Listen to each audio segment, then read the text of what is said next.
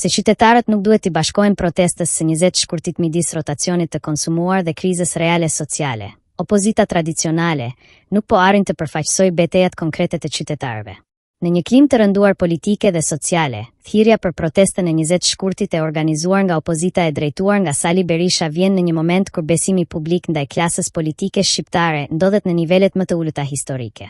Por përtej retorikës së zakonshme kundër qeverisë, pyetja që shtrohet gjithnjë më fort në opinionin publik është: kë përfaqëson realisht kjo protestë?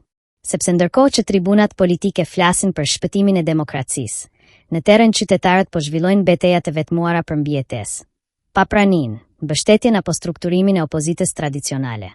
Banorët e Rjollit prej kohësh përballen me projekte zhvillimi të kontestuara, duke akuzuar shtetin dhe interesa private për presion mbi pronat e tyre. Protestat, rezistenca dhe përplasjet ligjore janë zhvilluar kryesisht në vetmi, pa u shndërruar në kauzë kombëtare politike. E njëjta tablo shihet edhe në Durrës.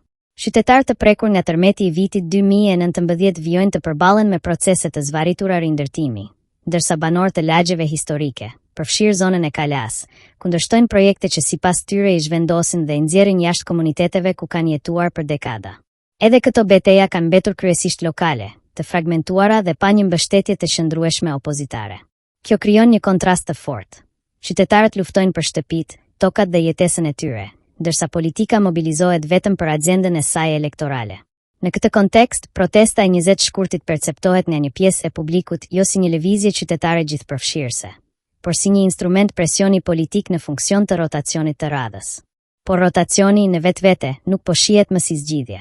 Pas më shumë se 3 dekadash tranzicion, dy forcat kryesore politike, Partia Demokratike dhe Partia Socialiste, konsiderohen nga kritikët si bashkëpërgjegjëse për modelin ekonomik, institucional dhe social ku ndodhet vendi sot.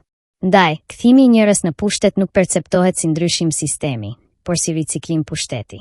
Figura e Sali Berishës, në krye të thirrjes për protest, e thellon këtë perceptim.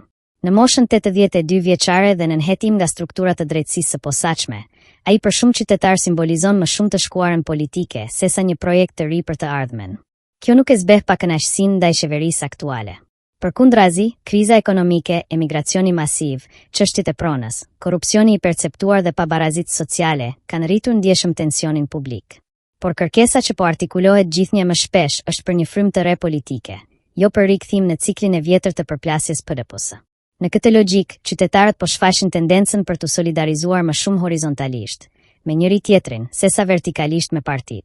Sepse për shumë kënd, mbrojtja e banorëve të Rjollit, e familjeve të Durrësit apo e komuniteteve të prekura nga zhvillimet urbane shihet si më reale dhe më urgjente se sa betejat simbolike për pushtet. Shqipëria ndodhet përballë një lodhjeje të thellë politike. Dhe në këtë klim, çdo protestë që perceptohet si partijake dhe jo qytetare rrezikon të mos prodhojë mobilizim, por indiferencë.